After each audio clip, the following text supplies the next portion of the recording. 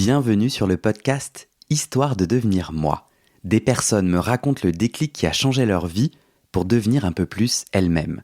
Allez, place à votre épisode, bonne écoute. Vous écoutez la deuxième partie du témoignage de Marine. Je vous conseille vivement de commencer par le début. La première partie, c'est l'épisode précédent. Je change tout mon quotidien et je sais même pas comment j'ai eu la force. Je vais me féliciter moi-même. Vas-y. Et je me suis dit, non, là, il faut que tu vives, en fait. Parce que là, tu es en train de subir ta vie au lieu de la vivre pleinement. Et c'est dommage. Et on n'a qu'une vie. On n'a quand même que 85 ans sur cette terre. Si on commence à subir à 30 ans, moi, je veux juste subir à 85 ans, tu vois. Mais... Et tu te souviens le moment où, donc là, tu es dans ta nouvelle vie, tu rencontres des gens, tu fais différents trucs. Et à un moment donné, tu décides, OK, j'attendrai pas l'amour avec, entre guillemets, j'attendrai pas le couple pour faire un enfant. Tu te rappelles quand t'es arrivé ce déclic ? Non, parce qu'il est arrivé au moment où on a lancé la conception. Avant ça, j'ai profité un max de 30 à 35 et quelques. Mais il y a quand même un moment donné où tu t'as mis de l'énergie dans la coparentalité. Ça veut du coup dire que tu t'es dit, bon, j'arrête de chercher l'homme avec qui je ferai famille, je vais le faire différemment. Ce tournant-là, c'était quand ? Alors non, parce que moi, je me suis dit, quand j'ai songé à la coparentalité avec Chris, je me suis dit, Chris, c'est mon plan B. Mon plan B, bébé, et mon plan A, amour. Il y a un plan A. Pas mal. Et ouais, j'y ai songé longtemps. et du coup, je me disais, OK, mon plan B, c'est la coparentalité. Mais mon plan A, c'est de trouver un amoureux. Bien sûr. Et Alors, je me suis dit, si, après 35 ans, ça va être plus compliqué de tomber enceinte, de machin. Donc... J'avais mis cette espèce de date en disant à Chris, 35 ans, on lance le projet. Bon, il s'avère qu'à mes 35 ans, on s'est regardé et on s'est dit, non, en fait, moi, je lui ai dit, j'ai envie de vivre encore ma meilleure vie, donc on reporte. Et ce n'est que le jour J ce n'est qu'en décembre 2022 où je me suis dit, non, mais là, ça y est. Ah ouais. Ça y est, il faut... il y a eu quand même un élément déclencheur, il y a eu une relation amoureuse qui m'a un peu bouffée, même beaucoup bouffée, où je retombais dans un espèce d'état dépressif à cause de cette personne, en septembre, octobre, novembre, et sortie un peu la tête de l'eau de cette période où... je sortais beaucoup et je buvais beaucoup, alors pas toute seule, C'était un alcool festif, mais je buvais beaucoup, je pense, pour oublier. Parce que tous les soirs, je pleurais aussi. Enfin, tu vois, cette espèce de truc un peu planant. Mais là, du coup, t'avais trouvé quelqu'un avec qui tu faisais couple ? Non, alors parce que ma vie amoureuse est toujours compliquée. J'avais rencontré quelqu'un qui était marié, mais je l'ai rencontré en novembre 2021. Et... marié, donc impossible de se projeter, sauf que moi, clairement, je suis tombée amoureuse de lui.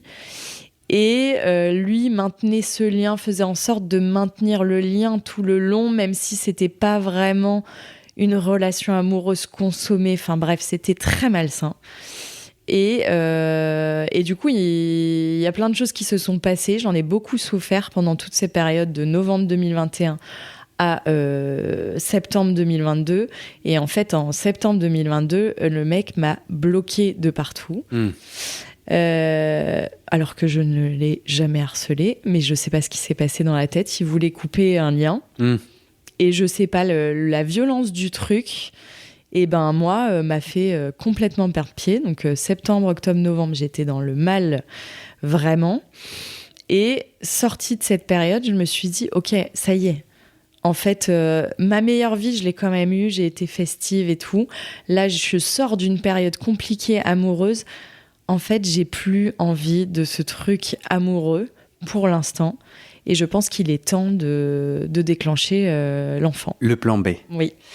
Avant cet homme marié, tu avais eu d'autres expériences amoureuses Oui, j'en ai eu d'autres autre-temps, mais qui n'ont jamais été concluantes.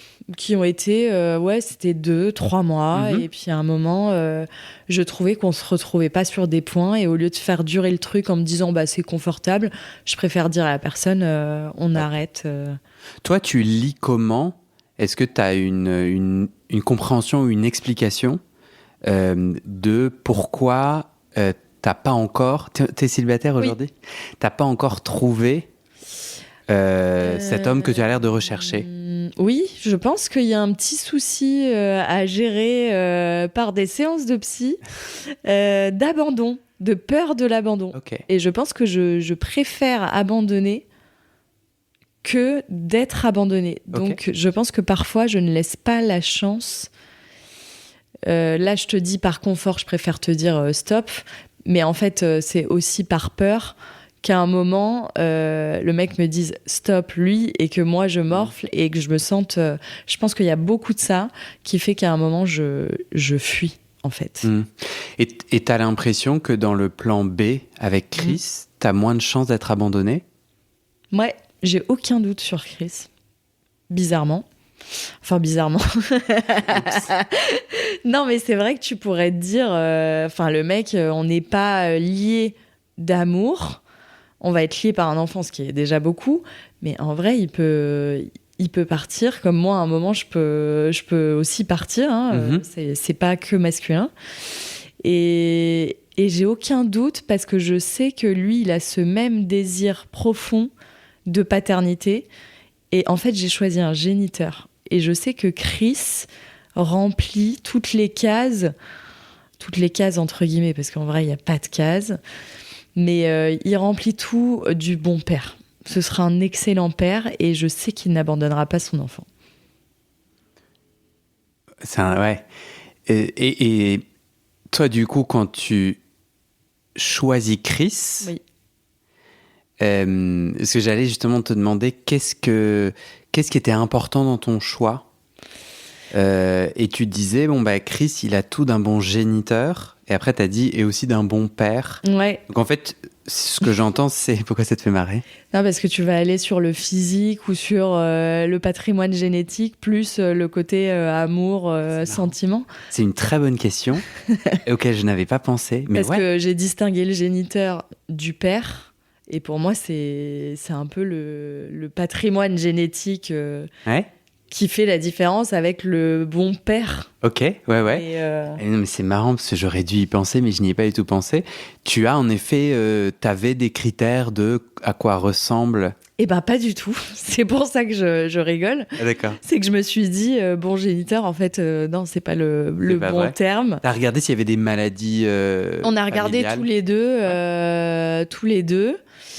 Et oui, on se dit, s'il y a un risque, gros risque héréditaire, est-ce que on est le bon match ? Mais après, j'avoue que même s'il y avait eu un risque, je suis pas sûre qu'on aurait stoppé l'expérience. Et non, bon père, pour moi, le côté... Chris, c'est un mec qui pétille, donc et il aime rigoler avec les enfants, il aime jouer avec, il a ce côté protecteur avec les enfants qu'il n'a pas forcément avec les adultes d'ailleurs. Et il a envie aussi, il a cette envie de transmettre, de donner, il a beaucoup d'amour. Et du coup, pour moi, c'était ça, la bonne personne et la personne qui va pas abandonner aussi l'enfant. Et d'ailleurs, ce qui est drôle, c'est que Chris, sa crainte, moi j'ai plein d'angoisses par rapport à l'enfant, mais des angoisses logistiques, enfin voilà. Et on en parlait ce midi, et lui, sa seule angoisse, il m'a dit, c'est qu'à un moment, il n'aime plus l'enfant dans son parcours ou ses choix de vie. Ce qui prouve à quel point il est dans je veux aimer et je veux aimer inconditionnellement jusqu'au bout de la vie de mon enfant, tu vois. Et il se pose pas les autres questions, il s'en fout. Mais c'est ça, en se disant est-ce que je vais arriver à accepter ses choix ? Bon, je pense que c'est propre à son histoire, mais je trouve que ça reflète bien ce que je pense de lui. Comment t'es arrivé à la coparentalité avec Chris ? T'as eu des étapes avant Eh ben, c'est juste le voyage au Cap-Vert. Ok.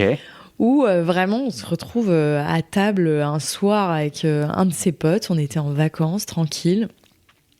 Son pote nous questionne l'un l'autre sur notre situation, nos situations amoureuses. C'est le chaos d'un côté comme de l'autre. Et je sais pas comment on arrive à parler enfant. Et moi, je dis... mais en fait, il me dit mais tu veux des enfants? Je dis ah oui, et puis je te confirme que j'en aurai toute seule de toute façon si je trouve pas de mec. Et là, Chris agite les bras et dit mais il dit bah moi aussi je veux un enfant. Il dit mais pourquoi pas moi? Pourquoi pas Donc là, à ce moment-là, de cette rencontre-là, Ouais. toi, t'avais pas d'autres plans? Non. Pour le moment, t'étais toujours dans « je vis ma meilleure vie Oui. un jour j'aurai un enfant toute seule Oui. mais t'avais pas encore d'idée de Non. j'ai congelé mes œufs Non. ou... Rien de tout ça. Ok. J'étais là, je ferai un enfant toute seule. Je sais pas encore comment.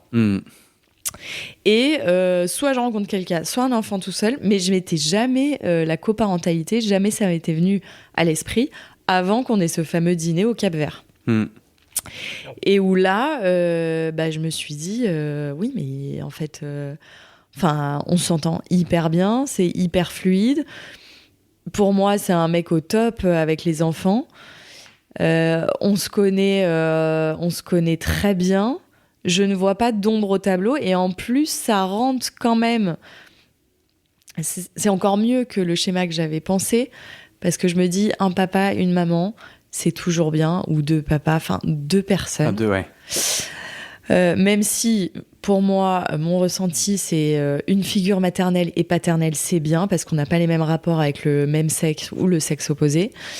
Donc je me suis dit mais en fait c'est génial parce que il aura une figure maternelle, une figure paternelle, et en plus deux personnes où c'est fluide amicalement, qui savent rigoler, profiter de la vie et qui ont plein d'amour à donner. Donc, pour moi, ça collait parfaitement avec ce que je m'imaginais de la parentalité. Donc toi, dans ta famille atypique, tu trouves ça quand même important, la question du genre des deux adultes. Enfin, pour toi, ça a une signification. L'organe génital entre les deux jambes, pour toi, modifie quelque chose dans sa capacité à faire grandir un enfant? C'est une très bonne question. Tu sens dans ma question que je suis pas d'accord? Oui. Je dirais que oui, parce que c'est important pour moi, parce que figure maternelle, paternelle, t'as vraiment pas les mêmes rapports, je trouve, avec ton père ou avec ta mère selon le sexe que tu es. Okay. Pour moi, ça, c'est ma vision des choses. Ouais. Après, je me dis, effectivement, c'est challengeable, cette façon de penser, parce que je me dis, est-ce que c'est pas une question de plus de caractère et pas de sexe? C'est-à-dire qu'une mère, t'aura peut-être plus de douceur, peut-être plus de ce genre de choses, alors que le père... Et c'est drôle que je dise ça parce que parfois c'est l'inverse. Plus le côté un peu dur, un peu moins affectueux qu'une mère, mais quand même tu trouves quelque chose quand t'es une fille. Moi, mon père, il était hyper affectueux et tout, donc tu l'as. Donc le rapport au sexe opposé, je sais pas si c'est lié au sexe ou au caractère de la personne, mais je trouve qu'il est important. T'avais d'autres critères comme ça où tu t'es dit, voilà... Il y a l'opportunité de la rencontre où tu te dis alors il y a quand même quelque chose qui s'aligne.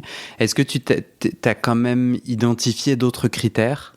Enfin quand même, pardon. Est-ce qu'en plus d'autres critères te viennent? Financiers Alors financier, oui et non. C'est-à-dire que Chris, on s'était quand même mis... avant la rencontre avec Chris sur la coparentalité, je m'étais pas dit si je trouve un plan A, il faut qu'il gagne tant, j'étais loin de ça. Par contre, ce qui est drôle, c'est que dans le plan de coparentalité avec Chris, quand on a posé les bases, on a évoqué ce sujet financier.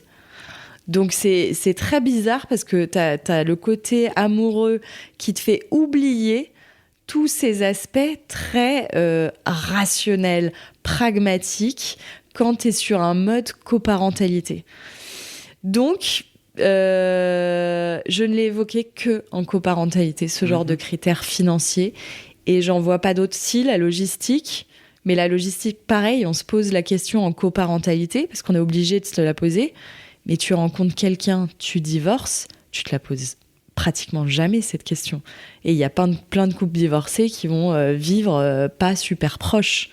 Donc tu vois, c'est comme si la coparentalité t'amenait à penser autrement, penser autour de l'enfant, là où la relation amoureuse, parfois, pollue cette pensée-là, et tu te dis, bah tiens, en fait, bon, ça c'est mon vécu, hein, mais t'es un peu pris en otage quand il y a une relation amoureuse et que les parents divorcent.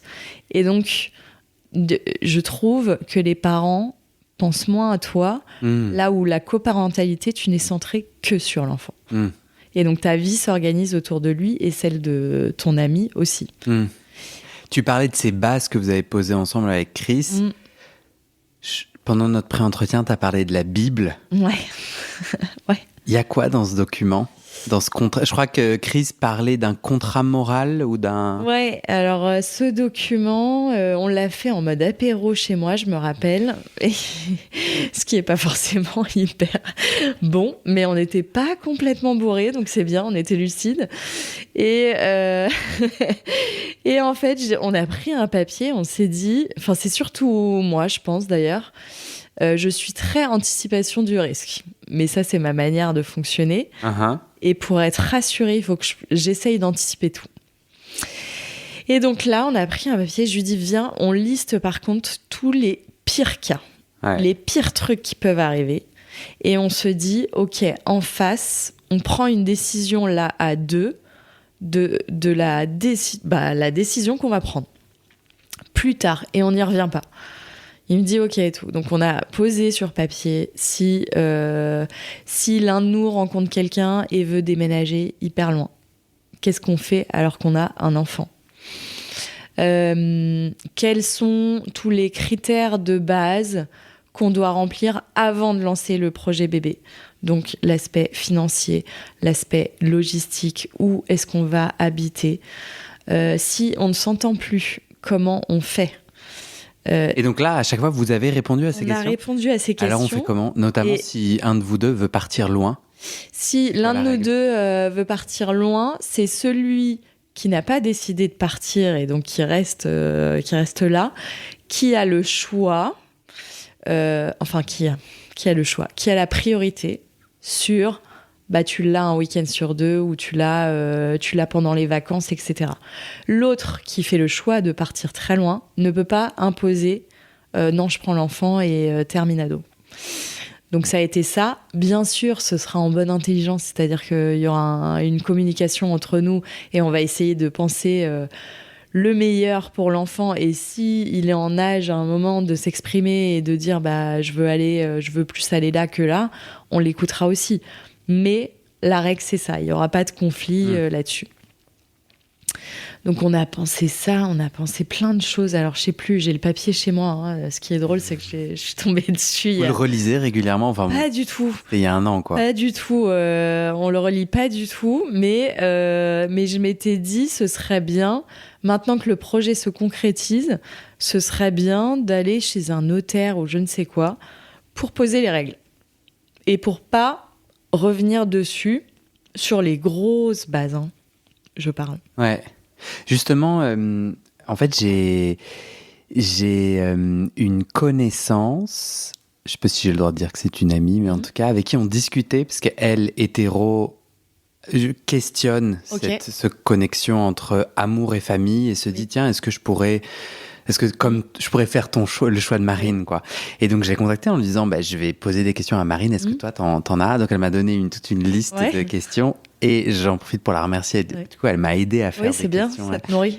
Ouais, c'est clair. Une des questions, c'était, est-ce que vous vous êtes fait psychologiquement ou autre? Pas du tout. Pas du tout. Pas du tout. Ni psychologique, ni médical au moment de la... C'est ça, ouais. Il n'y a rien du tout. Ça... Et légalement non plus, mais là, parce que tu mentionnais le notaire. Légalement non plus. Okay. Mais par contre, j'y songe. Pour le coup, le côté légal, médical, j'ai réussi à tomber enceinte sans problème.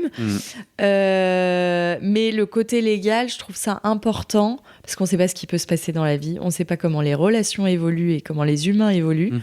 Et quand il y a un enfant qui est en jeu, je trouve ça important d'aller chez un notaire pour clarifier les trucs et se dire il y a un accord entre deux personnes et tu peux pas déroger quand tu veux à cet accord, ou alors c'est en bonne intelligence et c'est que les deux sont d'accord.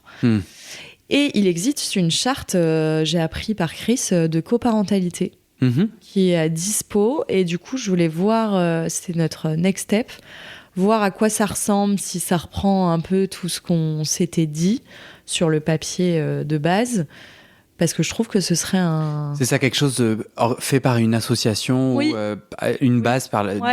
c'est intéressant. Pour avoir un cadre, quoi. L'argent est souvent au cœur de toutes les discordes.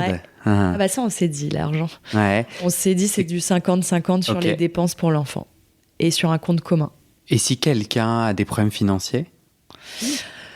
Alors, si quelqu'un a des problèmes financiers, je pense que la personne, en fait, j'ai aucun doute sur le fait qu'on soit assez intelligent et généreux, et l'un et l'autre, pour se dire, je prends le relais, en fait. Si je peux le prendre, je prends le relais.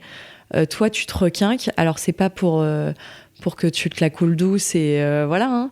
Mais tu te requinques, tu remontes la pente. Et pendant ce temps-là, moi, je prends le relais. Ouais. En fait, je trouve c'est intéressant parce que je fais le jeu de la coparentalité avec toi là, et donc je pose ces questions, je les trouve très brutales, agressives. Tu vois, enfin, vous êtes amis depuis longtemps, puis le moment où il faut quand même ça un peu poser des choses, c'est important et à la fois assez. Et ça se fait pas dans une relation amoureuse, ou peut-être que certains le font, si. Pendant un divorce, t'as des pensions alimentaires. Mais pendant le divorce, ouais. Et du coup, quand ça va mal. Oui, mais alors, quand ça va... Oui, je suis d'accord. Quand ça va bien, tu te poses moins cette question. Si, je pense que les couples... Et encore... parlent d'argent, Oui. Et encore, je pense que... je l'entends même autour de moi. Oui, bien sûr. Ah oui, mais tu pourrais payer ça. Moi, j'ai payé ça la dernière fois, alors qu'ils sont encore ensemble, les gens. Donc, je pense que l'aspect financier, en fait, il n'y a pas règle... Donc, en fait, une des règles clés, ça va être de nourrir votre relation. Oui. Vous n'êtes pas en couple, mais pour autant, votre capacité à passer des bons moments ensemble, c'est marrant parce que ça, j'y avais pas pensé. Mais votre capacité à vous kiffer, et en fait, va être un bon espace pour être en conflit de façon intelligente, si jamais... Enfin, conflit. Exactement. Ou en tout cas abrasivité de la vie, quoi. Oui, nous, on prend les choses à l'inverse. C'est-à-dire qu'on a posé tout le cadre. Là où le couple amoureux, il pose pas le cadre. Parce qu'il se dit, ça n'arrivera jamais. On va jamais se séparer, on s'aime. Nous, on a commencé à l'inverse. C'est-à-dire, on pose le cadre. Et ensuite, on nourrit toute cette relation qui, on sait, est fluide. Mais il y a une communication avec Chris... comme je n'ai jamais eu en couple. On pose tout, on se parle de tout, et en fait, c'est vachement plus simple. Et il nous reste à construire toute cette relation et ce lien qu'on va avoir qui sera différent d'une relation amicale, du coup, quand même. Ouais. Moi, quand j'observe mon frère et ma sœur qui sont en couple avec enfants, ou qui ont été en couple avec enfants, je vois l'importance de la belle famille. En tout cas, je vois que ta belle famille, tu la côtoies plus ou moins, selon tes choix. Mais quand même, est-ce que c'est quelque chose, toi, qui était dans ta préparation à la coparentalité ? Alors, très égoïstement, non, pas du tout. Moi, je me suis dit, je vais penser à moi pour une fois. Donc, que ça plaise ou pas à ma famille... que ma famille plaise à Chris ou pas, en fait, c'est pas ça le sujet. Pour moi, le plus important, c'est je construis ma vie en fonction de mon désir d'enfant et je fais le choix que je fais. Et la famille de Chris, j'en avais pas peur. Enfin, je les connaissais déjà, donc je savais déjà, voilà. Mais même si je m'entendais pas, je me suis jamais dit ça va être un sujet. Ce qui est peut-être un tort, je dis pas. Mais comme je me suis jamais dit, si ça matche pas avec ma famille, parce que tu vis pas avec ta famille, alors oui, t'as des ça peut être arrangeant au niveau d'un enfant, très clairement. Hein, quand les grands-parents gardent les enfants, quand même tes sœurs gardent ou tes frères gardent les enfants, c'est très arrangeant. Mais c'est pas la priorité, quoi. Mais c'est pas la priorité. Non. Hein. C'est pas avec eux que tu fais ta vie. Avant de te lancer, donc là on est septembre, octobre, novembre, c'est en décembre 2021. Enfin, Décembre 2022. Ce décembre-là, quoi. Ouais. Que vous vous lancez. Oui. Avant ça, donc vous avez fait la Bible. Oui. T'avais des peurs, des doutes. Parce que toi, t'as fait la Bible au moment où t'étais en relation avec cet homme marié. Oui. Alors, non, la Bible, elle est venue avant cet homme marié. Largement, ok. On est parti en vacances, je crois que c'était en 2018 ou 2019. Le projet coparentalité est né, donc au Cap-Vert. Et cet homme marié, je l'ai rencontré fin d'année 2021. Donc, la Bible, elle a dû être faite en 2020. Donc vous avez couvé la Bible. Ouais, on a couvé la Bible. Le temps que ça pousse. Exactement. On en parlait souvent. Ok. Oui, c'était un sujet vivant entre vous. Oui, oui, oui. On avait besoin, on ajoutait des détails ou c'était quoi? On en parlait souvent? On en parlait souvent avec Chris. Lui me présentait comme future mère de son enfant. Et moi, je présentais à mes amis comme plan B. Donc tu dis à tes amis, voilà, je vous présente mon meilleur pote, mon plan B. Ils disent, mais c'est quoi ce délire de plan B? Donc forcément, on en parlait souvent. Et pour nous, c'était en ça où le projet vivait au fur et à mesure des années, parce que pour nous, c'était, ça y est, c'est ancré, c'est établi, et on a commencé à jouer un rôle, alors lui auprès de ses amis, mais moi auprès de ma famille et de mes amis, j'ai commencé à parler de ce projet suite au Cap-Vert, et régulièrement pendant 5 ans.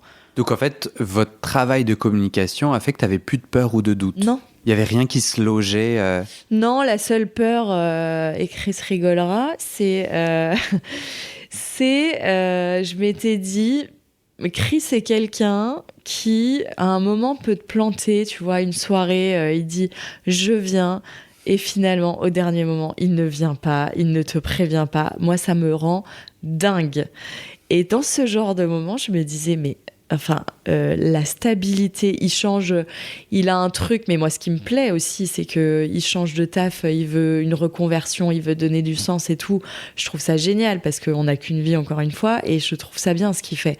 Sauf que il est là comme une girouette à passer d'un à l'autre et tout, d'un truc à l'autre. Et je me disais, mais est-ce qu'il est vraiment stable? Est-ce que dans son rôle de père, est-ce qu'il va pas complètement être instable et même instable avec moi? Bah non, finalement ce soir tu le gardes, enfin tu vois. Donc ça, je m'étais posé des questions et sous le trait de l'humour, je lui passais certains messages.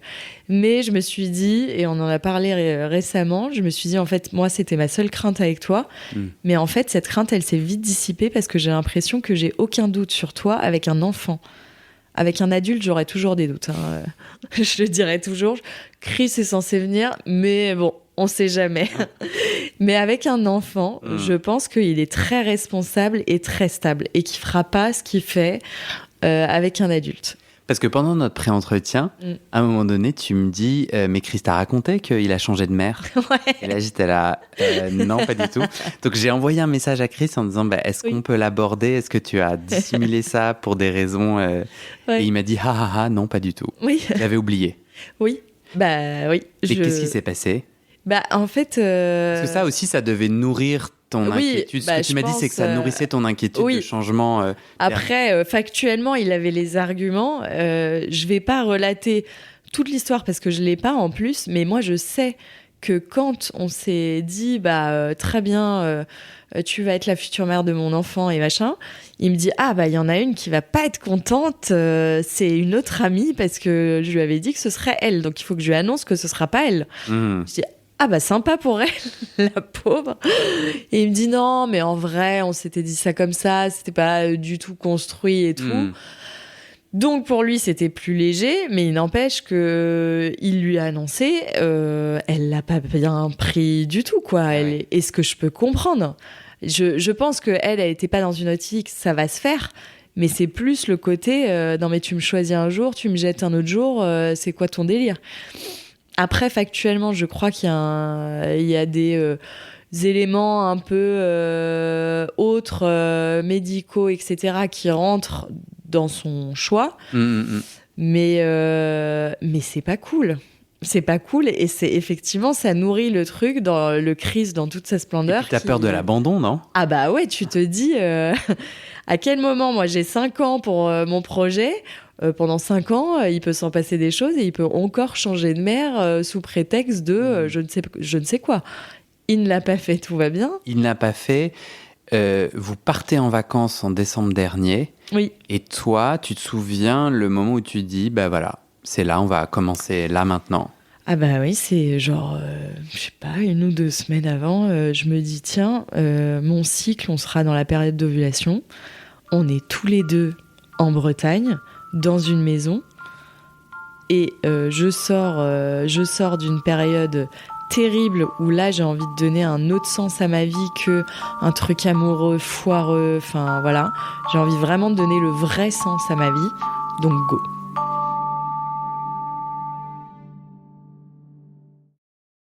Et c'est la fin de cet épisode. Vérifiez dès maintenant si la suite est déjà publiée. Sinon, vous pouvez vous abonner à ce podcast sur votre plateforme d'écoute pour être alerté dès la sortie des nouveaux épisodes. Et si vous aimez les témoignages intimes comme celui que vous venez d'écouter, j'ai 2 autres podcasts qui pourraient bien vous plaire. Je vous les présente. Ma dernière séance de psychanalyse. Ça, c'est un podcast dans lequel des gens me racontent leur dernière séance sur le divan et comment la psychanalyse les a aidés ou pas. Et d'ailleurs, c'est avec ce podcast que j'ai gagné le prix du meilleur podcast de conversation en 2022. Comment devenir sexuellement épanoui? Ça, c'est un podcast dans lequel des hommes, gays, bi ou queer, racontent leur chemin de sexualité et comment ils tentent de s'épanouir face aux normes. Alors pour écouter ces podcasts, vous pouvez tout simplement taper les titres dans la barre de recherche de votre plateforme d'écoute. Mais je vous mets aussi dans le descriptif de cet épisode les liens pour écouter ces podcasts et les liens de mes réseaux sociaux pour découvrir les coulisses de mon aventure de podcasteur et aussi la page de dons pour soutenir mon travail et mes podcasts. En tout cas, n'hésitez pas à m'envoyer vos retours et vos réactions à guillaumefedepodcast@gmail.com ou sur mes réseaux sociaux. Ça me motive énormément de savoir que ces histoires naviguent et résonnent, ou pas d'ailleurs. Allez, merci pour votre écoute et à très bientôt dans vos oreilles.